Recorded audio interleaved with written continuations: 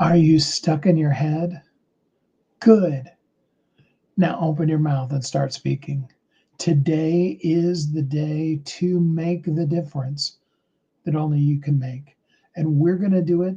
We're going to speak it out right now, right here, today. Hi, my name is Steve Kidd. I'm a third generation minister, international best-selling author of 38 books and counting. We're actually doing number 39. We're doing the audiobook for it live for you just about every late afternoon, early evening. And we've got some incredibly cool things going. But what I've really been honored and blessed to do is work with 5,000 people, helping them write, publish, market their books to bestseller, and everything that goes beyond that. Because more than anything else, what I am is the architect for your visibility to help you transform and be visible to the people, to that person who is desperately waiting for you to show up and be the powerful, amazing, awesome, incredible, totally cool you that you are, and make the difference in this world that only you can make. And I'm going to thank you in advance. Before we ever even get into this today, I want to thank you for opening your mouth and speaking. You see, we get stuck in our heads. We have all of this head trash that's going around, bobbing around up in there. And it happens to me every day. Okay. So, I'm not judging you at all. I'm not telling you you're in any way wrong. It's the way it is. We let things roll around in our mind. Okay. So let's break this down for you really basic. Okay. Because when you're sitting alone and you're just thinking, it's just you. All right. All of the voices that are in your head. The loudest one, honestly, is your own voice. Truth is, really, it's your own voice that's the loudest of all those voices. The second loudest voice in there are those people that have dumped their trash on you and moved on. You see, here's the thing about you being somebody else's garbage dump is when we take our trash to the dump. Okay, and it can be as simple as you put it in the trash can, you take the trash can out, and the garbage man comes by, or it can be as advanced as you take it to, an actual garbage dump. Either way, all right. When we take it there, we drop it off. We don't set up camp there and live. And that's what the people that dumped their trash on us did. They packed up all of their mess, all of their ick and yuck. They dropped it on us. And then they drove away. It's like if you've ever seen, a bottle or an entire garbage bag or whatever that you can tell somebody must have tossed out of a car. And you see it going down the highway, or you'll be driving down the highway and there'll just be this ton of trash on the side of the highway. And that's why they have crews of people, often, felons and different things like that are walking, with the little pokey sticks, picking up the trash. But we don't have, we don't have a recycling company. We don't have a garbage collector that's coming in and picking up all that trash in our own self. We don't have any kind of filtration system that is filtering out all of that noise and crap and trash and garbage. And so it just kind of spins around. It's like if you've ever seen stagnant water. Okay, there's no flow because, and we learned this way back, just before 8th grade, I went on a really cool backpacking excursion with my mentor, Dr. Joy, and a whole bunch of other people. And one of the things that we learned is that you need a certain level, and I'd have to look it up again because it's been a lot of years. 8th grade was a long time ago, okay? I want to say it's like 30 feet of running water, and the faster it's running, the better, before you would want to fill your canteen out of a creek, because of the things that animals and other things in nature do into the water and the impact that it can have on you. And technically what you should do is collect it then boil it, to really make it safe for you. But if you're in a place where you really need the hydration, you need to find a place with the running water and get the water from there. And that's a basic. I wasn't in Boy Scouts, but a Boy Scout survival guide would teach you those kind of things as well. And the problem with stagnant water, whether it's a stream that's moving very, very, very slow or hardly at all, or worse yet, it's a pond, that has no real outflow, especially if it's a puddle. We have this section of the road, that I walk on every day, and it rained last night just a little bit, so it was walkable. But there are times when I get to that section and I have to turn around and actually go completely back the whole other way versus finishing off basically the last little bit less than a street, to be back home. I have to go all the way back around because that water is collected up enough that you can't really walk through it. And most of the time when I'm out walking, I'm wearing my Crocs. Lots of different reasons, but also I'm discovering that now that I'm getting healthier, the wearing the Crocs tends to make me put more pressure on my toes, which is impacting my core, they tell me. Not saying that I'm against tennis shoes, although I do need a good new pair of tennis shoes, and that'll help. But that's down the road. But you can't walk through. There's holes in Crocs, so you can't walk through those, especially not because the doctor's got me wearing socks. That's a whole thing, and we're not going to go down that road. But you end up with very, very wet socks. Trust me, I've done it, and it's a very refreshing experience. We'll just leave it at that. Yeah, refreshing. Okay, but that water, it runs across the road, but then there are certain spots where it pools and it makes a puddle, and all of the trash. Like just recently we had a citywide cleanup, and there was a lot of people that participated, but there were also some people that they saw the collection.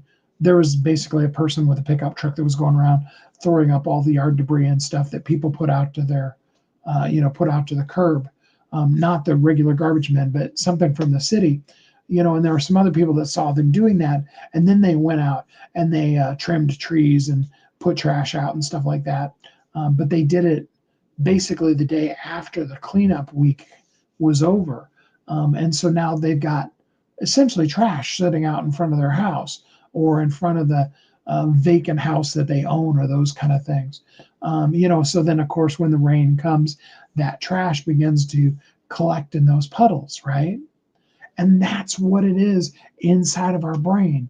There's all this trash, things that we've said about us, and we repeat it a billion times more than that one person who came and just did a drive-by and threw their garbage bag out the window and kept on going. Or even that person that was very abusive in our life that kept hammering us with trash, trash, trash, trash all the time. And we were just their dumping grounds constantly. They're still living their life. Maybe they're still in your life, but in most cases, they've moved on. And even if they're still in your life, and there's somebody that you can't remove, need to remove, haven't removed, whatever that might be, that would be a whole different therapy session for both you and me. And we could go there if you need to. But, that person is outliving their life.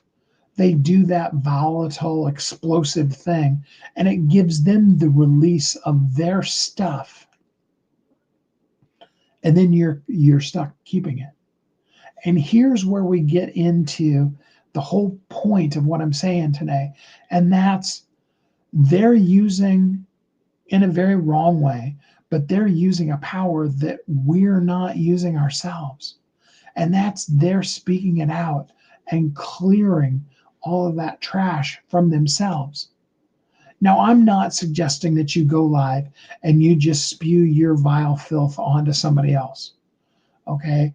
I'm suggesting that if you have things like that you need to work through, that you find a licensed therapist or life coach or somebody that's a good listener, a friend that can handle it. Sometimes using a friend for that isn't the best way of doing that, because they tend to internalize that, and then your trash becomes their trash, and We're talking about a way that it can be cleared and cleaned out of you.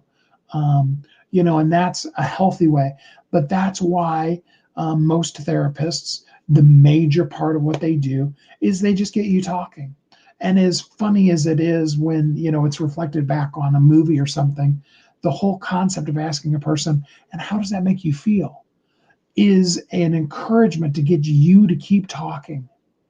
Okay. And that's how we remove that bile stuff. But more importantly than that is there's a whole bunch of really great stuff in there. And your ears aren't hearing them because your ears are only hearing the bile stuff. And then it ping pongs around. And it doesn't matter whether it's your own mouth or somebody else's mouth that said it, it's bouncing around up inside of your head. And so when you're alone with yourself, what are the thoughts that come through there? Are the thoughts, I'm blessed, I'm abundant, I have great ideas, I have an amazing business. Things are going from wherever they were to better and better and better. Is that what bouncing around in your head? If that's what your ears have been hearing constantly, is how great things are and how powerful and how amazing and how awesome and how much of an overcomer you are, then that may be what's bouncing around in your head.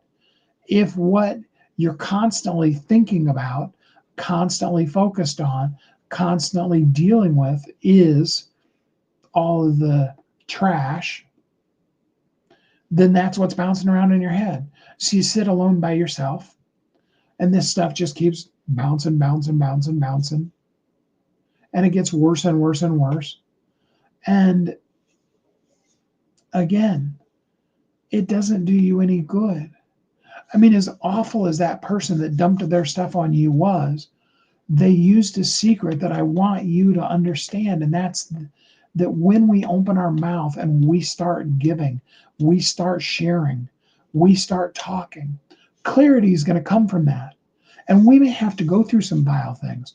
We may have to confess things out loud that aren't things we should really be accepting into our life. That life is worse than that, this is that, or this is that. It can be hard to even hear good stuff when, you're not willing to take that compliment, or you're not surrounded by people who are complimenting you. And if it goes long enough, we do get into a place where we feel some kind of not good feeling when we hear the compliment. We don't be like, oh, wow, that was really nice. Thanks. I had somebody the other day, they were like, hey, what are you doing right now? And I just, without thinking, I just picked up my phone and I took a picture. Okay. It's one of the things that we do in texting and modern communication is sometimes we'll just be like, or we'll be like, whatever. Okay. And that's just part of how we communicate because of how intricately part of our lives our phones are. And the person came back and they said, wow, you're looking really good today. Now, I got to tell you, that's one of the things that I've found myself as well struggling with. And what I'm been focusing on in situations like that is going, oh, thanks. I really appreciate that. Take in, accept that compliment. Let your ears, even if you're reading it, let your ears hear it. Let that bounce around. Somebody told me I looked good. Take it, accept it. How many times have you had people, and you could probably count every one of those, you remember every time somebody's told you, that you looked weird or that you're ugly or your mom addresses you funny or whatever it might be. Okay? You've got to speak out those words of truth, and you've got to start saying that life into you first. You're stuck. You don't know what to say. Life isn't going the way you want it to. You've got all this head trash bouncing around inside of your brain. Good. Now open your mouth and start speaking. Whatever comes out is good. And if some of the vile stuff comes out, it's going to, okay? Again, remember, we are constantly in overflow. The problem with the overflow is that we're not directing it ever. We're still overflowing. When you're alone by yourself in that room, letting that head trash bounce around back and forth in your head, you're overflowing. You're overflowing more filth and ick onto yourself. But again, as I've explained many times, there is a basic mental, psychological, neurological, technically principle that you cannot be in, you know, pain, guilt, lack, all of the quote unquote negative emotions, which, are totally valid emotions, and we do all have them. If somebody that you love passes away, you're going to feel some feelings about that, and those are going to come up. I lost my dad a little more than 3 years ago now, and there are still just times, when, and sometimes what I'll say is stupid parents for dying. It comes on you. It's like that. Okay. So some of that stuff may come out, but the more that you focus on serving, that's where the connection is so important. Because if you're just opening your mouth, you're not clear, you're not consistent, and you don't care about connecting, you just have vile crap you want to spew. Or you're just saying, hey, Steve, I do see and I do understand that powerful principle of how I can clear all the trash out of my life if I just speak it out. Well, yeah, kind of. But if the only things that your ears ever hear you saying is vile, evil crap, I can guarantee you that your brain is going to be developing that direction. If your ears are hearing you say, things are getting better, there is so much hope and so much possibility. You are powerful. You are amazing.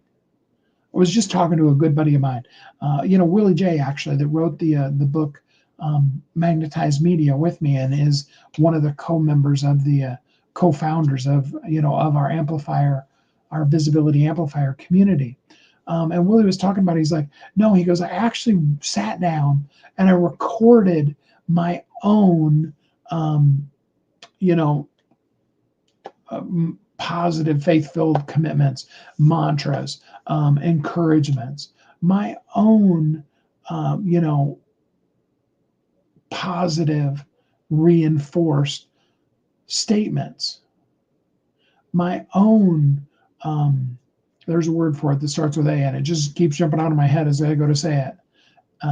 Affirmations. Thank you. I'm so glad that my brain came back in there. I'm affirming myself. I'm saying it. I'm recording it. And then I'm literally listening to me say these good things.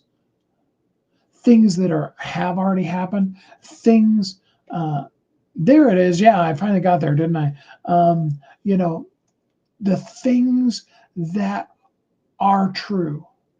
Both the things that are true because they've already happened, the things that are true because you believe them, and the things that you're calling to truth because you're headed that direction. If I get in the car, if I do like I did at the beginning of April, and I'm driving to Dallas, okay, it's true that I'm going to be in Dallas. Okay. I didn't like, as I was driving to Dallas, going, I hope that at the end of this road is Dallas. I was following GPS and I had looked at it on the map and all those kind of things. And it's a pretty straight shot. It's almost directly south of me. There's a couple of kooky turns in Oklahoma City, but it's all the same road. But I didn't have to hope, want, wish, and pray and believe that a city named Dallas, Texas existed. I was going to be in Dallas for those days. I booked the room, I got in the car, and I drove there. Even when I moved out here, and, obviously I've lost the weight. And when I moved here, I hadn't driven much more than about an hour, maybe an hour and a half in one setting straight for quite a while. Like years, like 7 to 10 years since I had driven much more than about an hour in any one given sitting in the car straight time. And I remember when I left Cali to come here to Kansas, I actually had to go to the cable company and drop off my cable boxes on my way, because it was basically on my way out of town. And I remember saying to my mom, I said, okay, I'm leaving now. It was like 3 o'clock in the afternoon. I'm like, okay, I'm leaving now. I will be there in somewhere between, because it's a total, how maps are, they tell you it's exactly 24 hours of drive time. And I'm assuming that's at the speed limit if you don't stop, if you don't need gas, if you don't have to go to the bathroom, any of those kind of things, right? But I said to her, I said, I'll be there somewhere between 24 hours and 24 days from now, because I knew I could drive an hour a day. So it might have had to have taken me 24 days. I didn't really know. I had no experience to base it on. But it wasn't that I said, I hope Kansas still exists. I think I can. I think maybe I can, get in the car and drive. I knew I could drive for an hour. So I knew that even if it took me 24 days, I was going to be there. See, that's what we do when we speak out, when we just open our mouths and we begin to say the things that are coming, the things that we're driving to. We need to speak our destination when we book our hotel room. We need to, just like we would in our calendar, if we have an event we're going to go to that's next month, and somebody asks us, today is June 24th, and you happen to have an event that's July 20th, and somebody asks you, what are you going to be doing July 20th? You look at your calendar and you see you're going to be at an event on July 20th. You don't go, well, I'm not totally positive. I mean, I might possibly. No. You just say, I'm going to be in an event. You don't, I mean, many times you don't even have all the details worked out. I mean, I've been invited to speak at an event next March. I don't know exactly when the dates are.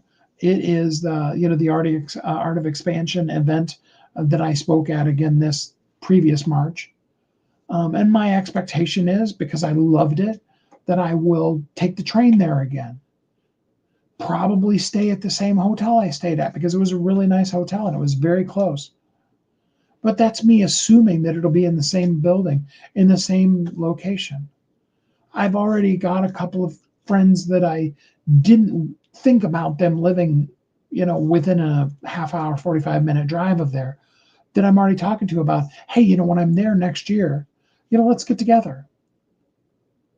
Okay, we talk about it as a reality. I mean, the truth of the matter is that we could wake up tomorrow and the whole world could be gone. Today is the only day we know of positively, but when we talk about the future, we talk about it as it is, not as a, well, hopefully, maybe, possibly, if the sun comes up tomorrow, I'll probably get out of bed, right? That's the same way your talking needs to be. The clearer and clearer and clearer clarity will come as you speak. And sometimes it may feel like, even like it has for me as I'm talking to you today, it may feel a little bit like you're going around and around the mountain. There is some powerful stuff in there. There's some nuggets that somebody like Patricia might be on your live stream too, is commenting and saying, just goes to show reality truly is stranger than fiction. Exactly. It's such a clear expectation. It's a consistent choice that impacts every choice right down to the perspective you choose. Because you clearly choose consistency. Consistency you can control. There's an old saying, control what you can, don't worry about what you can't control. You can go to your calendar right now. You can even continue listening while you go to your calendar. You can pick up your phone and get to your calendar. Or if you're listening on your phone, you can go to your computer and look at your calendar. And you can look at your schedule and go, okay, like I did with mine. I was like, the noon hour Central Time is a good time. I know that, and the day that I did it, I looked for it and I said, I know 2 weeks from now, I've got this. And every once in a while, like yesterday, I had an appointment that ended up rescheduling, or I was going to have to start a half an hour late. And stuff's going to come up like it did this morning. I started like 13 or 14 minutes after the top of the hour. That's why I always say in the thing, I'm going to be going live in the noon hour Central Time. But the first thing you got to do is just block off the time. Make it sacred. Make it a consistent commitment, okay? In the noon hour, Central Time, I'm going to come here to you. And even if what I spew to you is complete craziness, all right, sometimes complete craziness is a really good definition for Steve's. That might need to be my new nickname, complete craziness. Hi, I'm complete craziness. No, I mean, seriously though. First, you can control consistency. You can absolutely block off your time. Now, I'm going to encourage you that you should do it 7 days a week. Some of you are going to be like, no, my weekends are time that I don't do. All right, I'll give you Saturday and Sunday. Others of you are going to be like, oh, I don't know that I can do 5 days. I'm going to tell you straight up, if you're not doing it a minimum of 3 days a week, you'll never really get traction. And you really should, even if it's 2 minutes every day, which if you're going to go live for 2 minutes, you need to block off about 10, probably more like 15 for prep time and creating the, and all that. Okay. But it needs to be consistently, whether it's the noon hour Central Time or it's 7 o'clock at night. Back when we lived in Cali, the live stream, and yeah, my wife, my then wife, was the face of the company. I intentionally took a massive step back, even though I've been on stage my whole entire life, and just promoted her, let her be the one on stage and do the things. But 4 o'clock Pacific time, which is 7 p.m. Eastern time, was the time that we went live every single day. When she was speaking and I was on the computer, commenting and interacting with people and stuff like that. I mean, it doesn't matter what time of day it is. I mean, you could decide, hey, what works in my schedule is 11 p.m. 11 p.m. Pacific time is when's good for me. Steve's Chicken should cater a Steve's party. Yeah, we'll just, never mind. That's a whole nother story. I mean, you could say 11 p.m. Pacific time, which is the middle of the night. I mean, that's like 2 o'clock in the morning for the people on the East Coast. But, for the people in Europe, that would be a good time for them. For the people in Australia, that's probably, the middle of the day for them. And maybe those are the people you need to talk to. But consistently, consistent time. Okay? The other thing you can absolutely control is connection. You can control your desire to want to connect to the people. Just be you. See the connection. You will connect to the people that connect to you if you are just raw and real and valuable and vulnerable and you.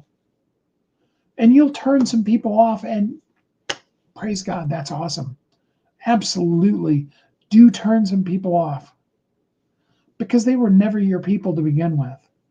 The people that dig what you have to say and love it when you go crazy off onto, some kind of weird thing about chicken and make Patricia comment about, me having chicken parties.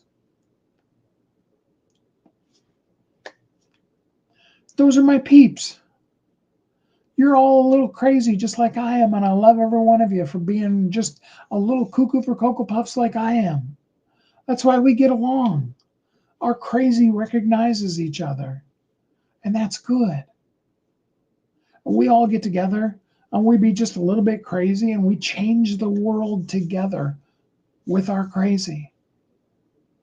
Because the other thing I know that you know about me is I care, and I'm here, and I'm invested in you. And I want to see you be visible and valuable.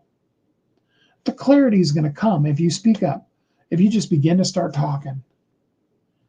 You're going to say something, it's going to come out of your mouth, and your ears are going to hear it. And you're going to say it again because it's part of the heart and soul and core of who you are. I was saying the 3 C's: clarity, consistency, connection. way before I identified them as the 3 C's. I have a framework because I was working with a coach and they were really big on you need to create a framework. And I created the voice framework. Um, and I'd have to look it up to tell you specifically what it is in the exact words. But V is visibility, right? O is, optimizing. And I could, I is inspire, C is connect, and E is engage. Okay, so I do actually know them right off the top of my head. I was kind of just not going to go down that path. But it wasn't because I sat down and I was like, let's orchestrate a framework. It's just part of who I am and what I do. Visualize, to optimize. That's just words that come out of my mouth. Yeah, the masterpiece is chiseled out of the marble. A good sculptor tells you that what they sculpted was always in there and they just helped it come out. They visualize what that is even before it comes out. And that's what you need to do for your people. And your first people is you. Your ears need to hear your mouth say the amazing, awesome stuff that you are because you are. Because all that trash rattling around upstairs in your head, it isn't doing you and it isn't doing anybody else any good. All right, so I'm going to incentivize you. I put it in the description, but I want you listening live or on the replay. I want you to drop a comment with the thing that you're afraid to say. What is that thing that scares you to say? Yeah, I know. That's a big ask, isn't it? But I want you to take the bold step of just putting it out. And you can talk kind of generically if you need to, if you're not bold enough to just go, I am very afraid to say. You can kind of, sort of get there. I'll let you off a little bit. But make a comment about that. What is that thing you're afraid to say? Because that thing, yeah, wow, Patricia, that is huge, that you're a descendant of royalty. Did you guys know that Patricia may actually, possibly, if she went to Hawaii, have to deal with being part of the royal family of Hawaii? Sorry, Patricia, I just totally outed you. Now all of the, secret people are going to be coming and attacking you. I apologize, but, now you're totally outed. You see, that thing that we're afraid to say, that's exactly the thing we should be writing the book about. That's the thing we should be talking about. That's the thing we should put into print. Why do you think I'm doing every evening? I'm reading you another chapter of How Can I Help You Today? It's terrifying. Because what comes to me out of the woodwork is a whole bunch of the world saying, all right, you believe in radical generosity and in giving without any question of what's in it for you. Prove it. Do something for me for free. And the number of people that I've had come at me with that kind of stuff over the last year. And it can be tough sometimes because, my bills require money just like yours do. And yeah, that's why I've been afraid to, to speak it out. Sorry if I messed things up. Okay, Patricia, I hope that wasn't too scary for you. But I'm proud of you for speaking it out. These are the things people need to know. And then they need to be written down. They need to be put out there. They need to be published. We need to make them a bestseller. Not because I'm pitching my services to you. Yes, I am. But not because I'm pitching my services to you, but because the world needs you. That's why I've got the free Visibility Amplifier group. I want you to join it. We need you to join it. You need to go to, and I'm going to speak it as I'm typing it, https:// Visibility Amplifier.com. You need to go to visibilityamplifier.com. You need to join us because you need to know how to be visible and valuable right here, right now, today, because you are amazing. And the world absolutely needs you right here, right now, today. Afraid to speak? Good. Open your mouth and do it. Feel stuck? Good. Now's the time to open up your mouth and speak out. Whatever comes out will be absolutely worth it. Even if it's some of that vile stuff we've talked about. Now's the time to open up and start speaking, and then never stop. If you want to be visible, you've got to be visible. If you want to be seen, you got to be someplace where you can be seen. And if you want to be heard, you got to speak. You can think it for the rest of your life, and nobody's going to hear the thoughts rattling around in your head. You have to turn on the camera, pick up the phone, go live and say, "Hi, my name is Steve, and I'm here to help you with." The one thing I really wish you knew today was I've made it really easy for you. You can, in about 15 seconds, go live right here now today. "Hi, my name is, this is what I do, and this is what I'd love for you to know today." And then just go for it. If you are like me and you're past the 35-minute mark and you're still going, and you know you should close, but you also know you could go for another hour, just do it. Just go for it. You got this. You're awesome, incredible, amazing, powerful. The world needs you. And I'm so grateful for you. Thank you so much for being you, for showing up, for doing the things that only you can do, and for your bold step to make those comments and then share it in writing. Anything I can do to help you. Remember, my question always is, how can I help you today? I love you. I'm here for you. And I hope until we're together again next time, you have a great week.